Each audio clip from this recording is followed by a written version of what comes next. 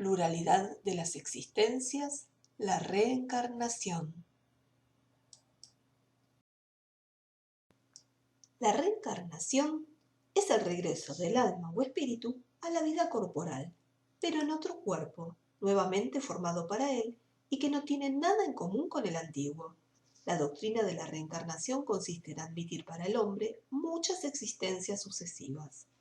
Solo la reencarnación puede decir al hombre de dónde viene, a dónde va y por qué está en la tierra, así como justificar todas las anomalías y todas las injusticias aparentes que presenta la vida. El objetivo de la reencarnación es el mejoramiento progresivo de la humanidad. Sin eso, no habría justicia. Con cada nueva existencia, el espíritu da un paso en la senda del progreso. Cuando se ha despojado de todas sus impurezas, ya no tiene necesidad de las pruebas de la vida corporal. Se convierte en espíritu bienaventurado, en espíritu puro. Las diferentes existencias corporales del espíritu son siempre progresivas, jamás retrógradas. No obstante, la rapidez del progreso depende de los esfuerzos que hacemos para alcanzar la perfección. La encarnación de los espíritus siempre ocurre en la especie humana. Sería un error creer que el alma o espíritu puede encarnar en el cuerpo de un animal. Los espíritus rechazan del modo más terminante la transmigración del alma del hombre hacia el cuerpo de los animales y viceversa. El número de encarnaciones son siempre muy numerosas, pues el progreso es casi infinito.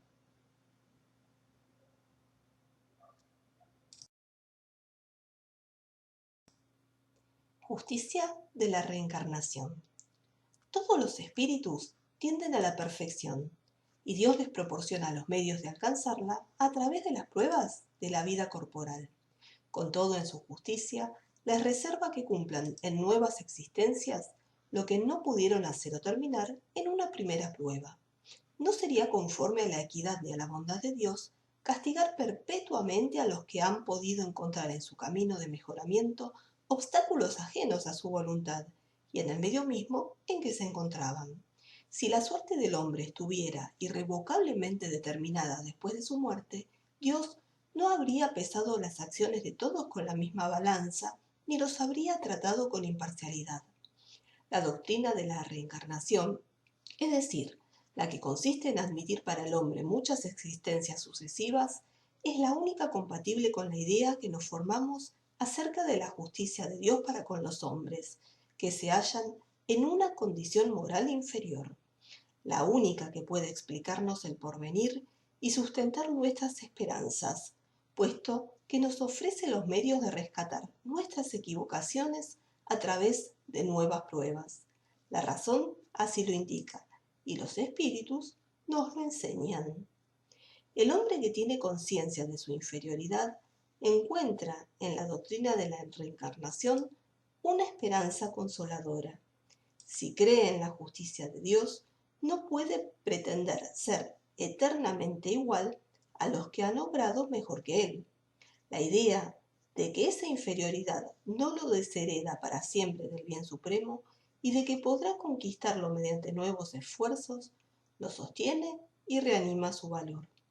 ¿Quién al término de su carrera no se lamenta de haber adquirido demasiado tarde una experiencia que ya no puede aprovechar? Esa experiencia tardía no está perdida, la usará con provecho en una nueva vida.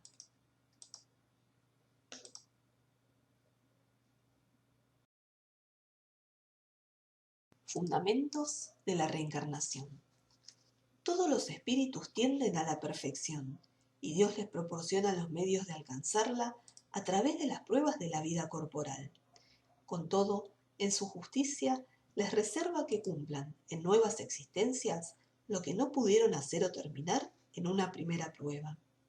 Con la pluralidad de las existencias se explican todas las aparentes anomalías de la vida humana, las diferencias de posición social, las muertes prematuras que sin la reencarnación tornarían inútiles para el alma las vidas de corta duración, la desigualdad de aptitudes intelectuales y morales que se deben al grado de antigüedad del espíritu, que ha aprendido y progresado en mayor o menor medida y que trae al renacer lo que conquistó en sus existencias anteriores. Con la reencarnación desaparecen los prejuicios de raza y de castas, pues el mismo espíritu puede volver a nacer rico o pobre, gran señor o proletario, jefe o subordinado, libre o esclavo, hombre o mujer. De todos los argumentos invocados contra la injusticia de la servidumbre y la esclavitud, contra la sujeción de la mujer a la ley del más fuerte, ninguno hay que aventaje en lógica al hecho material de la reencarnación. De ese modo, así como la reencarnación fundamenta en una ley de la naturaleza el principio de la fraternidad universal, también fundamenta en la misma ley el de la igualdad de los derechos sociales y, por consiguiente, el de la libertad. La encarnación es necesaria para el progreso moral e intelectual del espíritu, para el progreso intelectual por la actividad que se ve obligado a desplegar mediante el trabajo, para el progreso moral por la necesidad que los hombres tienen unos de otros. La vida social es la piedra de toque de las buenas y de las malas cualidades. La bondad, la maldad, la mansedumbre, la violencia, la benevolencia, la caridad, el egoísmo, la avaricia, el orgullo, la humildad, la sinceridad, la franqueza, la lealtad, la mala fe, la hipocresía, en suma, todo lo que constituye al hombre de bien o al perverso tiene por móvil, por objetivo y como estimulante las relaciones del hombre con sus semejantes. Para el hombre que vive solo no existen los vicios ni las virtudes. Si bien mediante el aislamiento se preserva del mal, por otro lado, anula las posibilidades de hacer el bien.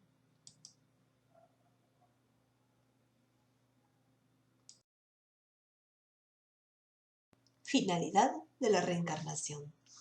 Todos los espíritus tienden a la perfección y Dios les proporciona los medios de alcanzarla a través de las pruebas de la vida corporal. Con todo, en su justicia, les reserva que cumplan en nuevas existencias lo que no pudieron hacer o terminar en una primera prueba. La vida material es una prueba para el espíritu, que debe sufrir repetidas veces hasta que haya alcanzado la perfección absoluta. Es una especie de tamiz o depurador del que sale más o menos purificado. Las penas de la vida suelen ser la consecuencia de la imperfección del espíritu. Cuantas menos imperfecciones tiene, menos tormentos padece.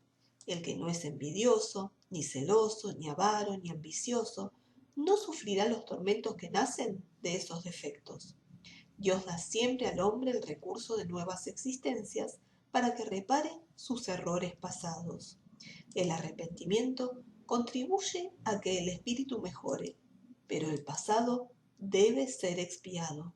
La expiación se lleva a cabo durante la existencia corporal mediante las pruebas que el espíritu se encuentra sometido y en la vida espiritual mediante los padecimientos morales inherentes al estado de inferioridad del espíritu.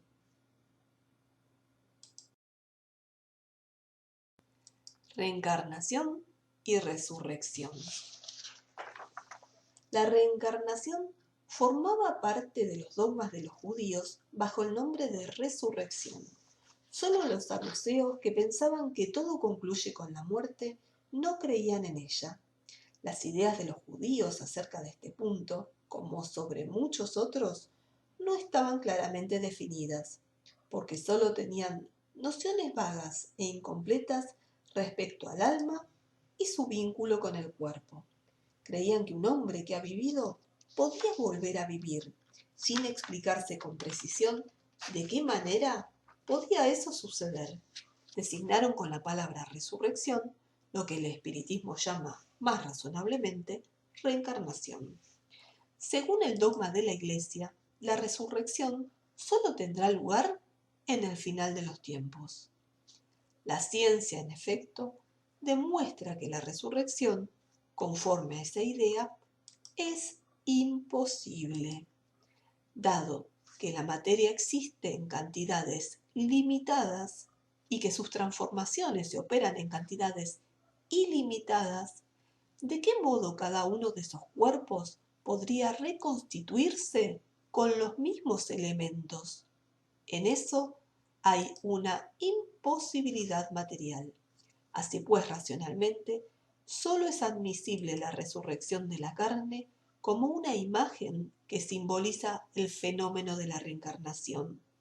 En tal caso, no habrá nada que afecte a la razón o que se encuentre en contradicción con los datos de la ciencia. Ciertos escritores católicos confunden fácilmente la acción del perispíritu y sus manifestaciones después de su separación del cuerpo humano con la idea de la resurrección de la carne.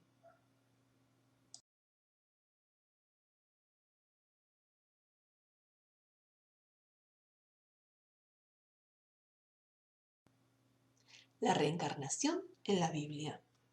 El principio de la reencarnación se deduce de muchos pasajes de las Escrituras y se encuentra especialmente formulado de modo explícito en el Evangelio. Referencia de Jesús sobre Juan el Bautista. Entonces sus discípulos le preguntaron: ¿por qué pues dicen los escribas que Elías debe venir primero? Jesús les respondió: es cierto que Elías debe venir y que habrá de restaurar todas las cosas. Pero yo os digo, Elías ya vino y no lo reconocieron, sino que lo han hecho sufrir cuanto quisieron. Así también darán muerte al Hijo del Hombre. Entonces los discípulos comprendieron que les había hablado de Juan el Bautista. Dado que Juan el Bautista era Elías, entonces el espíritu o alma de Elías reencarnó en el cuerpo de Juan el Bautista. Según sus creencias, si Juan el Bautista era Elías, entonces el cuerpo de Juan no podía ser el de Elías, puesto que se había visto a Juan de niño y se conocía a su padre y a su madre. Por consiguiente, Juan podía ser Elías reencarnado, pero no resucitado. Encuentro de Jesús con Nicodemo. Había un hombre entre los fariseos llamado Nicodemo, senador de los judíos, que vino a encontrar a Jesús de noche y le dijo: Maestro, sabemos que viniste de parte de Dios para instruirnos como un doctor, porque nadie podría hacer los milagros que tú haces si Dios no estuviera con él. Jesús le respondió: en verdad te digo, nadie puede ver el reino de Dios si no nace de nuevo. Nicodemo le dijo: ¿cómo puede un hombre nacer si ya es viejo? ¿Puede volver a entrar en el seno de su madre para nacer una segunda vez? Jesús le respondió: en verdad te digo, si un hombre no renace del agua y del espíritu, no puede entrar en el reino de Dios. Lo que es nacido de la carne es carne, y lo que es nacido del espíritu es espíritu. No te maravilles de que te haya dicho que es necesario nacer de nuevo. La idea de que Juan el Bautista era Elías y que los profetas podían volver a vivir en la tierra se encuentra en muchos de los pasajes de los evangelios, particularmente en los que han sido transcritos más arriba. Si esa creencia hubiese sido una equivocación, Jesús no habría dejado de combatirla, como combatió tantas otras. Lejos de ello, él sanciona con toda su autoridad y la coloca como un principio y como una condición necesaria cuando dice: nadie puede ver el reino de los cielos si no nace de nuevo. E insiste al agregar: no te maravilles de que te haya dicho que es necesario nacer de nuevo.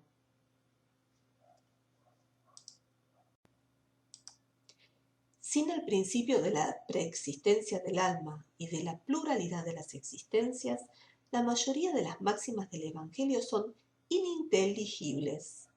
Por esa razón, dieron origen a interpretaciones tan contradictorias.